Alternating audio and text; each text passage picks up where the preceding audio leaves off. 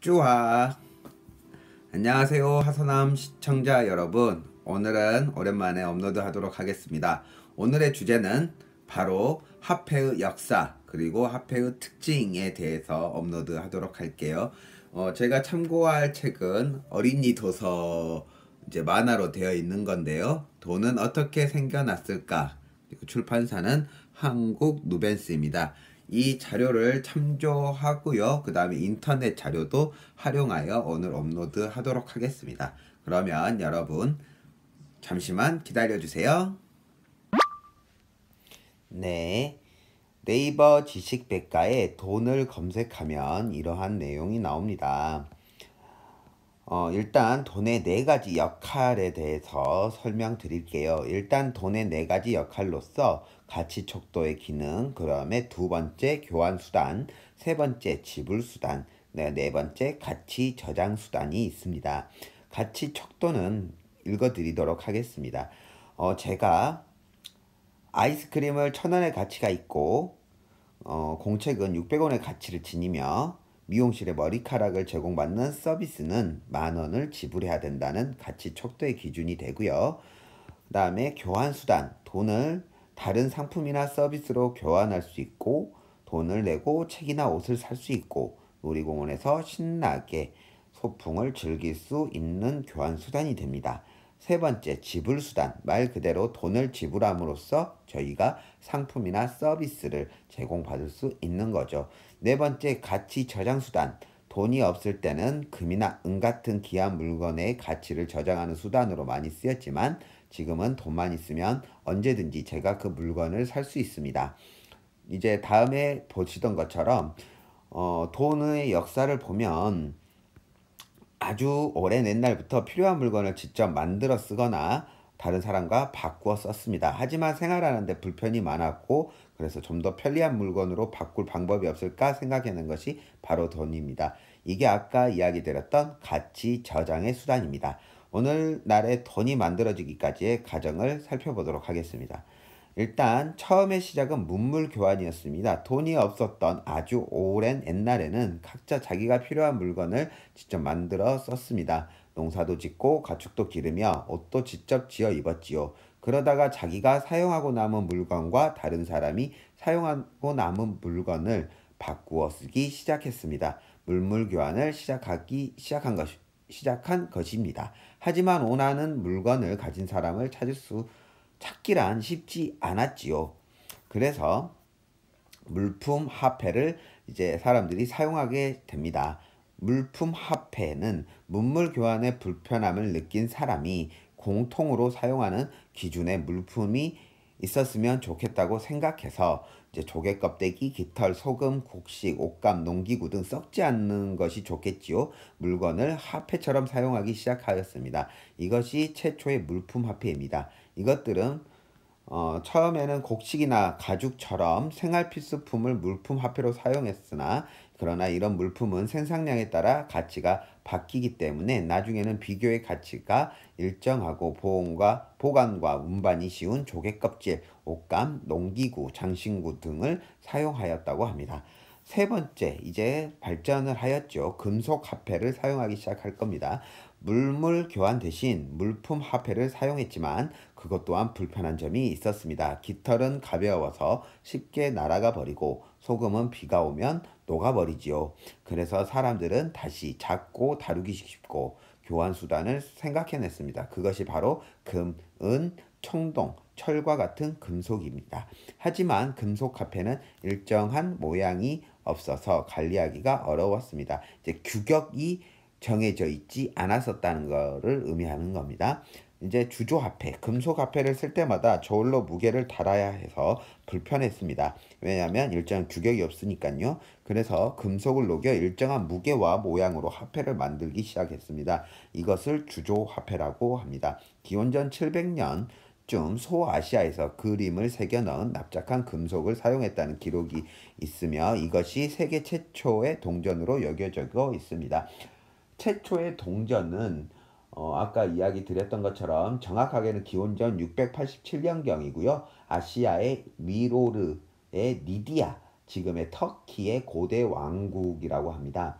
리디아인들은 인류 최초 화폐 이름을 일렉트론으로 금과 은을 자연 합금시킨 주화를 사용하였다고 합니다. 그 후 리디아의 5대 왕 크로이소스는 일렉트론을 금과 은으로 분리해 금화와 은화를 따로 만들었다고 합니다. 아테네 사람들은 처음에 세못을 화폐 대신 사용하였고요. 이것이 이제 페르시아 그리고 그리스로 넘어가서 일정한 금화와 은화를 만들었다고 합니다. 이제 다섯 번째로 지폐입니다. 동전은 무거워서 많은 양을 운반하기가 어려웠고요. 그래서 가볍고 사용하기 편리한 종이로 지폐를 만들었습니다. 우리나라 최초의 지폐는 전나무 껍질로 만든 저하인데 오늘날은 전해지지 않고 있습니다. 지금 우리가 쓰고 있는 지폐는 한국조폐공사에서 만들었습니다. 21세기의 형의 돈. 지금 뭐 카드 많이 사용하고 계시죠? 카드를 의미하고 있는 거고요. 돈은 어떻게 만들어질까? 이렇게 또 설명이 되어 있습니다.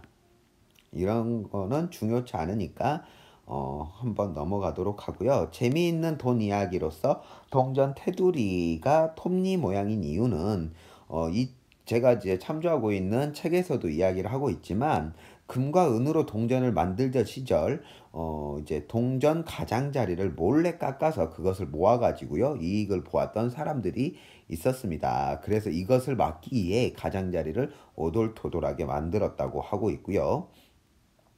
깎아낸 동전인지 아닌지 쉽게 알아내기 쉬웠다고 합니다. 그리고 머니와 돈의 유래, 돈은 영어로 머니라고 해요. 최초로 돈을 만든 것은 고대 로마의 모네타 신전이었어요. 사람들은 그 신전의 이름을 따서 돈을 모레타라고 불렀고 그 말이 변해서 머니가 되었다고 합니다. 우리나라에서는 돌고 돌아서 돈이라고 한다는 이야기도 있고 금, 은, 무게 단위인 한 돈, 두 돈 할 때 돈이라는 말도 있습니다. 그리고 뭐 화폐 수집 하시는 분들이라 돈의 화폐 단위가 원, 그리고 미국은 달러, 일본은 웬, 중국은 유안, 그리고 영국은 파운드라는 거는 알고 계실 겁니다. 찢어진 돈은 한국은행 가면 바꿔주고요. 일단 또 화폐의 특징에 대해서 계속 업로드 하도록 하겠습니다. 네, 인류 최초의 지폐를 사용한 사람은 몽골인이라고 이 책에서는 소개하고 있는데요. 여기 이제 지식백과에서는 세계 최초로 지폐를 발행했는 곳은 중국이다. 지금으로부터 1000년 전인 10세기 말경 상인들 사이에서 애탁 증서 형태인 교자가 사용되었다. 이것이 세계 최초의 지폐로 알려져 있다.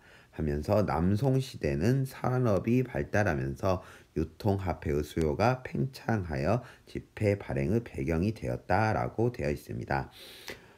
중국 대륙은 워낙 강대해서 화폐가 서로 교환되어 있지 않거나 철전을 돈으로 사용하는 지역이 많았으며 이처럼 많은 양을 사용하기에는 보관과 운반에 불편이 있었습니다.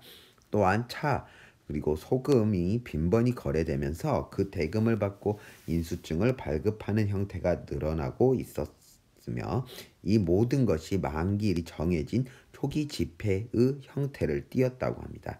이러한 초기 지폐의 활발한 유통이 마침내 지폐의 발행을 앞당겼던 것으로 짐작되며 특히 원나라 때는 지폐 발행이 아주 활발하게 진행되었다라고 소개하고 있습니다. 또한 금과 은, 돈 모두 전부가 강제로 보관하고 있어 그 보증으로 지폐를 발행하여 통용시킴으로써 유통을 촉진시켰습니다. 당시 원나라를 방문했던 마르코 폴로의 동방경문록에서는 다음과 같은 구절이 있습니다. 이 종이를 오랫동안 유통되어 찢어지고 닳게 되면 조폐청에서 3% 할인해서 새 돈으로 교환해 주었다. 금이나 은으로 그릇이나 이제 혁대, 이제 허리띠를 말하는 거고요. 다른 기중품을 만들 때면 왕립 조폐청으로 가서 그 종이 몇 장을 내밀고 조폐관에게서 금이나 은을 샀다. 왕의 군대는 모두 이런 종류의 돈을 지급받았다. 급료를 이제 교자로 지급했다라는 말인 것 같습니다. 이와 같은 활발한 지폐의 유통은 점점 중국 대륙뿐만 아니라 동남아시아와 한국, 일본 등의 극동 지역에서까지 전파되었다라고 되어 있습니다. 지금 이 보시는 화면에 13세기 원나라 때 발행되었던 지온 통행보초가 이제 나와 있고요. 세계 최초의 지폐가 발행된 이래 원나라 때에 이르러서 지폐의 발행과 유통이 매우 활발해졌다라고 이야기하고 있습니다. 책에서는 지폐를 사용했던 사람이 최초로 몽골인이었다고 하고 있지만 인터넷에서는 남송으로 되어 있고요. 활발했던 시기가 몽골이라고 소개하고 있습니다. 우리나라 최초의 화폐는 바로 고조선의 잠오전이었습니다. 우리나라 고대 화폐 이 글을 한번 참조하도록 하겠습니다. 우리나라에서도 삼국시대 이전부터 화폐를 사용했다는 기록들이 문헌으로 전해지고 있습니다. 하지만 안타깝게도 기록을 입증할 만한 유물이 발견되지 않고 있는 상태입니다. 바로 잠오전이 발견되지 않고 있고요. 조선시대에 편찬된 동국사략과 해동 역사에서는 기원전 1957년 기자조선시대에 우리나라 최초 화폐인 잠오전이 사용되었다고 기록되어 있습니다. 또한 마한에서도 기원전 169년에 동전을 처음으로 주조하였으며 옥저 그리고 신라에서는 금과 은 문무전을 사용하였다고 전해진다고 하고 있습니다. 하지만 삼국시대까지는 금속화폐보다 주로 쌀과 배를 중심으로 한 대표적인 문물화폐를 사용하였으며 특히 직조기술이 발달한 고구려는 직물이 화폐의 구실을 담당했던 것으로 보입니다. 또한 철기 문화를 일찍 받아들여 농기구와 무기 등 금속류의 유통도 활발했던 것으로 보입니다. 백제는 일본이나 중국과의 그 대의 무역 시에 기금속을 결제 수단으로 사용하였고 일반적으로 쌀과 천을 교환 수단으로 하였다고 합니다. 또한 세금을 포, 직물, 견, 사마 이런 견물로 받았으며 쌀로 거두었다고 하고요. 포와 견은 필목으로서 큰 돈 구실을 하였고 사마는 잔돈 구실을 하였고 그리고 세분할 수 있는 쌀은 큰 돈과 잔돈 구실을 겸했다는 것으로 짐작되어집니다. 신라에서는 문무전과 함께 배나 쌀과 같은 곡물이 통용되었으며 또한 490년경 경주의 첫 시장이 개설된 이내 7세기 말까지 경주 시내는 동시, 서시, 남시 등 차례로 개설되어 동량형을 사용하게 하였다라고 되어 있습니다. 시장세를 진수하기도 하였고 또한 시장에서는 곡물과 직물 외에도 소금, 농기구, 무기, 금속류 등이 다양하게 거래되었음을 짐작할 수 있다라고 설명하고 있습니다. 네, 그리고 현재 실물이 전하는 가장 오래된 화폐는 고려 송종 때 고려 송종 15년 때 만들어진 건어중보라는 철전입니다. 지금 보시는 이 철전이고요. 이 철전은 이제 성종 15년에 시행되었고요. 폐지는 목종 5년 1002년에 폐지되었습니다. 여기 읽어보겠습니다. 건원중보 철전은 999년 성종 15년에 처음으로 주조되어 창고에 보관되었다가 이듬해 발행되었다. 그 뒤 1002년까지 계속 유통되었으나 이 해에 이르러 목종의 교제에 의해 유통이 중단되었다. 이 건원중보의 철전의 실물은 1910년대 초 개성 부근의 고려 고분에서 건원중보, 동전, 동국중보, 동국중보 등과 함께 출토되었는데 특이할 만한 것은 건원중보 철전이의 동으로도 만들어졌다는 사실이다. 따라서 999년 6년 건원중보 철전이 주조된 이후 동전으로 된 건원중보가 추가로 주조 발행되었다고 믿어진다라고 소개하고 있습니다. 또한 여기 보시면 은병 잠시만요. 여기 은병이 있는데요. 이 은병 또한 고려시대 때 사용되었던 화폐입니다. 고려시대에는 삼한중보, 동국통보, 해동통보와 같은 여러가지 종류의 동전이 만들어져 유통되었다. 그 가운데 특히 왕공강화와 산업진흥을 도모하였던 숙종 때에는 화폐에 대하여 적극적인 정책을 채택하여 숙종 7년에는 해동통보 1만 5천 개를 발행하기도 하였고, 은 한근으로 만든 은병은 동전 혹은 철전의 일반 화폐에 비하여 고액 화폐라는 특징을 가지고 있으며 숙종 6년 법정 화폐로 처음 제조하였다. 이게 바로 은화이고요. 아까 소개드렸던 것처럼 한근으로 만든 이제 돈입니다. 하지만 이 은병도 이제 유통이 금지되었는데요. 이거를 이제 가짜를 만드는 사람들이 많았다고 하더라고요. 그래서 이제 이거를 사용을 중단했다고 합니다. 더 읽어보도록 하겠습니다. 형태는 우리나라의 지도 모양이었으며 병의 입이 넓기 때문에 활구라고도 불렀다. 은병의 교환 가치는 시기와 지역에 따라 차이가 있었는데 개경에서는 15.6석, 지방에서는 18.9석으로 기본 교환율을 정하고 교시서로 하여 그해 농사의 풍율에 따라 조절하게 하였다. 은병의 유통에 따라 은병 제작에 동을 많이 넣어 주조하는 등의 문제점이 야기되기도 하였고, 이에 정부에서는 은병의 품질을 보증하는 표시를 하도록 조치하기도 하였으며, 충해왕 원년에는 종래의 은병 유통을 금지시키고 은의 순도를 높여 새로 제작한 소은병으로 대체하였다. 그러나 소은병조차 이조품이 나돌아 화폐로서의 기능을 제대로 할 수 없었으며, 이에 조선 초에 공식적으로 유통을 금지시켰다. 지금이나 과거에나 이조 지폐 만드는 놈들은 꼭 있는 것 같습니다. 이조 지폐가 많아서 이제 이 은화를 사용하지 않게 되었고요. 조선 시대에도 이조 지폐, 이조를 많이 만들어 가지고 사형에 처해지고 그랬던 사람들이 있었다고 제가 알고 있습니다. 고려시대 은병의 사용은 대규모 거래의 편의성에 비롯되어 상품 경제 혹은 교육의 발달을 촉진하였던 것으로 보인다라고 되어 있습니다. 네, 이제 조선시대의 화폐 제도에 대해서 설명하도록 하겠습니다. 우리 조선시대는 농업사회였기 때문에 상업은 그렇게 발전하지 않았고요. 지금의 화폐의 보급도, 조선시대에 사용했던 화폐의 보급도 대부분 조선 후기에 이르러서 추진되었습니다. 조선 태종 때에는 최초의 지폐인 저하가 만들어졌습니다. 태종 때 만들어졌고요. 이 지폐는 종이돈으로서 쌀 2말의 가격과 같았다고 합니다.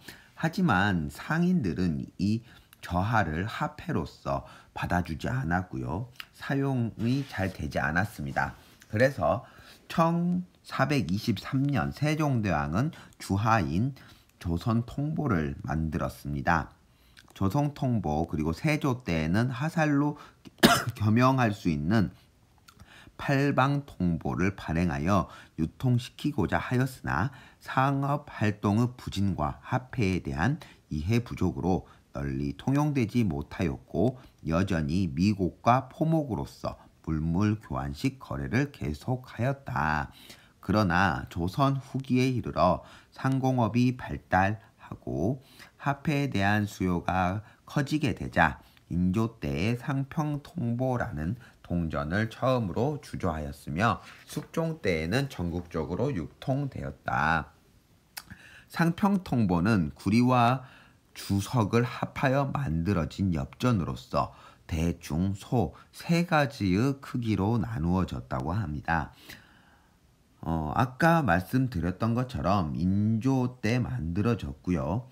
1633년 상평창을 설치하여 상평통보를 발행하였다. 상평통보는 인조 11년부터 주조되기 시작하여 일부 지역에서만 유통되어 오다가 숙종 4년 1678년에 국정화폐로서 발행되었다 라고 되어 있습니다. 18세기에는 세금이 급납화되면서 이제 화폐는 1차적 유통수단이 되어 상품 유통을 촉진시키는데 크게 기여하였다. 고종 때에는 대원군의 경복궁 중건을 위하여 이제 임진왜란 때 경복궁이 불태워지면서 고종 때 대원군이 왕권의 회복을 위하여 경복궁을 중건하였죠. 그런데 이제 국고가 부족하다 보니까 이제 당백전이라고 해서 기존의 한 푼이었던 것을 한 양으로 만들어 버린 겁니다. 이제 단백전이 100개라는 거거든요. 발행하여 경제적 혼란을 가져왔으며 이러한 조선의 불안정한 화폐 제도는 갑오 개혁에 의해 근대적 은본위 제도의 확립과 더불어 개선되었으나 이때를 전후하여 일본의 경제적 침투와 더불어 일본 화폐의 행행으로 통화계의 혼란이 일게 되었다. 일본의 제2은행권을 사용했던 것을 의미하는 겁니다. 그리고 아까 이야기 드렸던 것처럼 조선에도 화폐 이조범이 있었다고 하고요. 그 주인공은 바로 숙종 22년 1696년에 판서를 지낸 이경혜의 손자 며느리로서 사사로이 화폐를 이조하다 잡혔는데요. 이는 양반이란 신분을 이용해서 사형에서는 벗어날 수 있었고 그에 동조했던 평민들만이 교수형에 처해졌습니다. 조선시대에는 화폐 이재범을 교수형 또는 참형을 처했다고 합니다. 네, 이제 마지막으로 대한민국의 한이라는 이제 화폐 단위가 있었는데요. 이거에 대해서 설명하고 오늘 영상은 마무리하도록 하겠습니다. 한은 1953년 2월 15일부터 1962년 6월 9일까지 사용됐던 대한민국의 통화 단위이다. 한국 전쟁의 여파로 산업활동이 크게 위축되고 물가가 급등하는 등 경제가 큰 혼란에 빠짐에 따라 이를 타개하기 위하여 1953년 6.25 전쟁 이제 막바지죠.